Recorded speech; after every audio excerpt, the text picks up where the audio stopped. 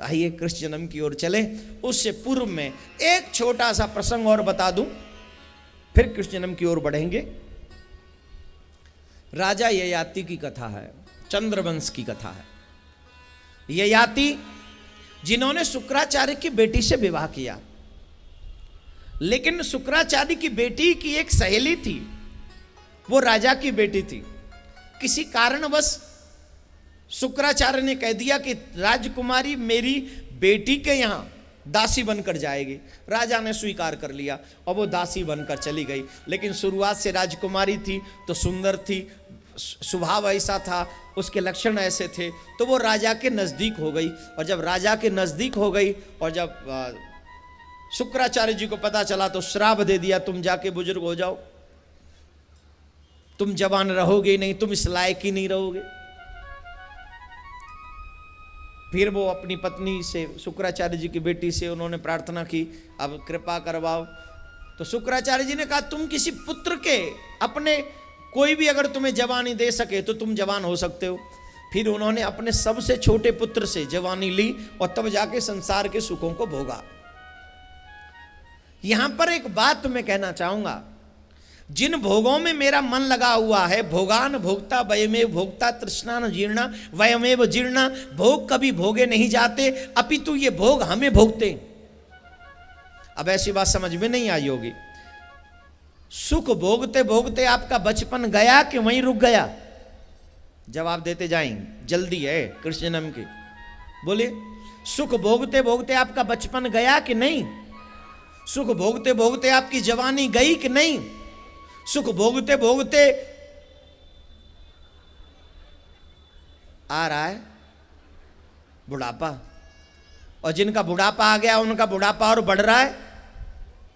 घुटों गोंटू, क्या बोलते हैं, गोंटू ही बोले हमारे जहां तो, गोंटू काम दर्द करें कि ना है, चलवे की हिम्मत ना है।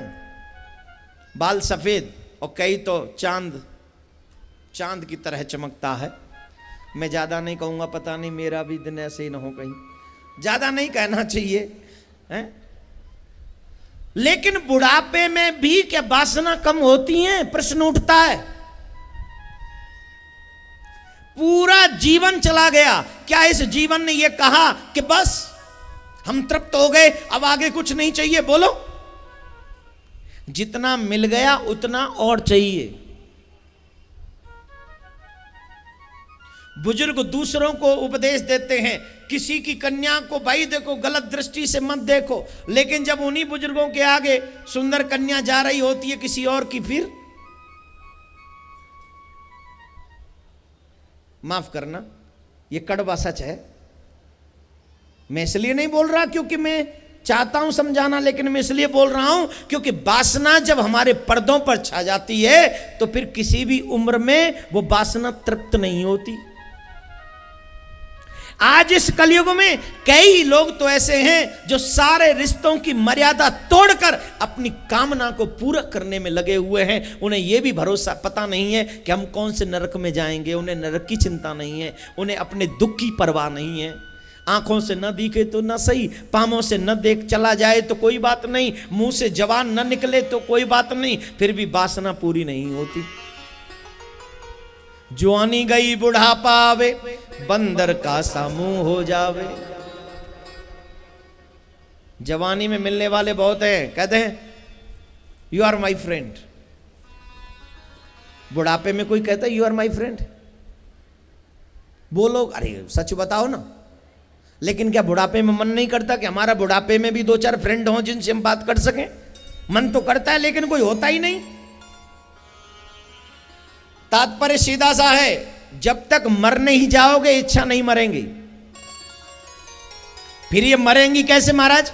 बोले मरेंगी तभी जब तुम भागवत में अपना मन लगा लोगे और इन्हीं इच्छाओं को भगवान में बदल दोगे। भगवान कब आओगे, भगवान कब दर्शन दोगे, भगवान हमें तीर्थ में रखो, भगवान। जब इच्छाएं वहां हो जाएंगी तो तुम्हारी बुरी इच्छा अपने आप मर जाएंगी, अच्छी इच्छाओं का उद्गम होगा, अच्छी इच्छाएं जागृत हो जाएंगी। फिर तुम बुढ़ापे में अपने लिए नहीं धर्म के लिए जीना शुरू कर दोगे। इसलिए अपनी इच्छाओं पर कंट्रोल करो। महाराज ययाति ने अपने छोटे पुत्र की जवानी लेकर रानियों के साथ में सुख भोगा। कितनी बड़ी बात है।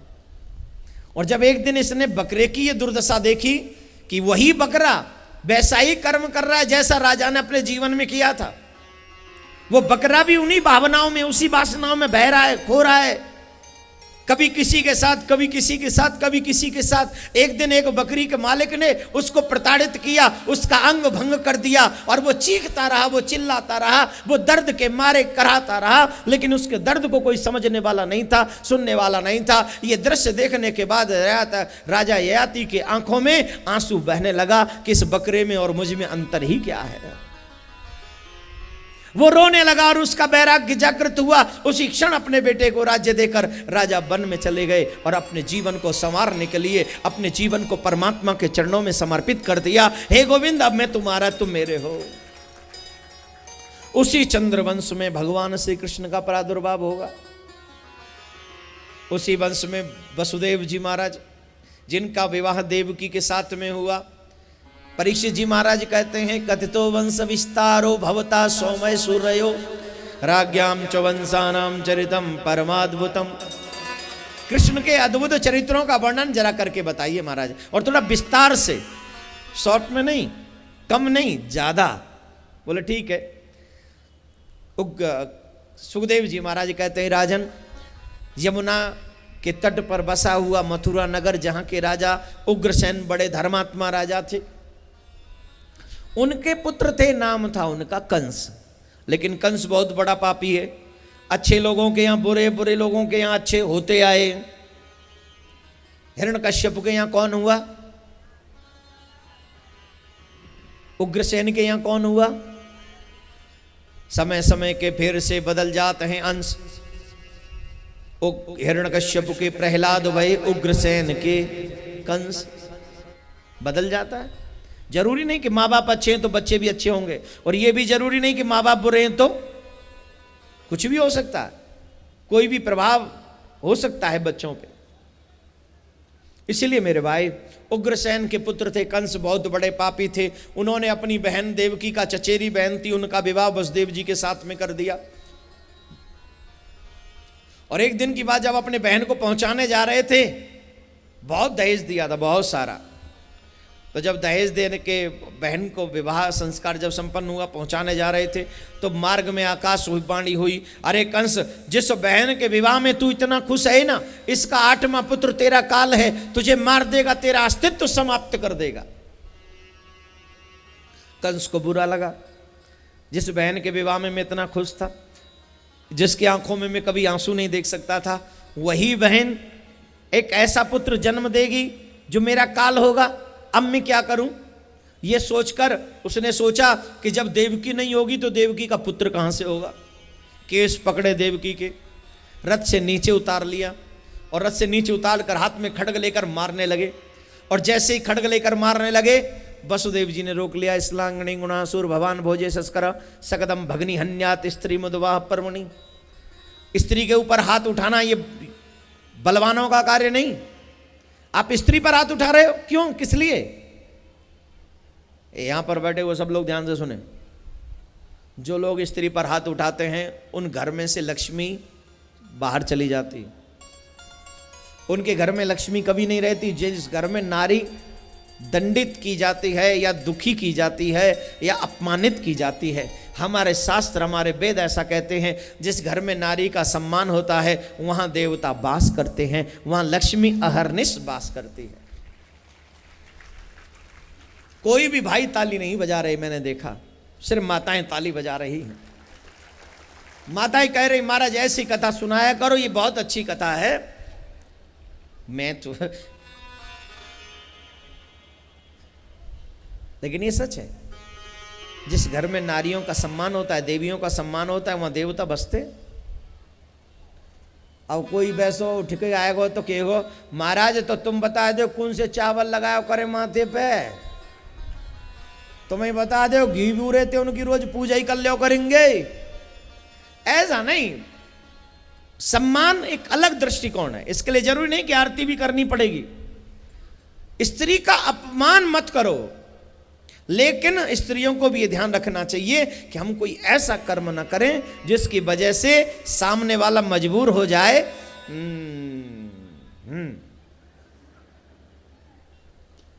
दो प्रकार की स्त्री होती हैं, एक वो जिनके घर में आने से घर में स्वर्ग जैसा वातावरण हो जाता है, घर में कदम रखती हैं तो कोई भी सास ससुर ये नहीं चाहते कि ये घर से बाहर जाए, क्योंकि ये घर से बाहर जाती है तो हमारे घर में बेचैनी आ जाती है, अशांति आ जाती है। हम ये चाहते हैं कि बहू ऐसी हो कि जब जब घर में दिखे बस चारों तरफ से सुख ही सुख नजर आता हो।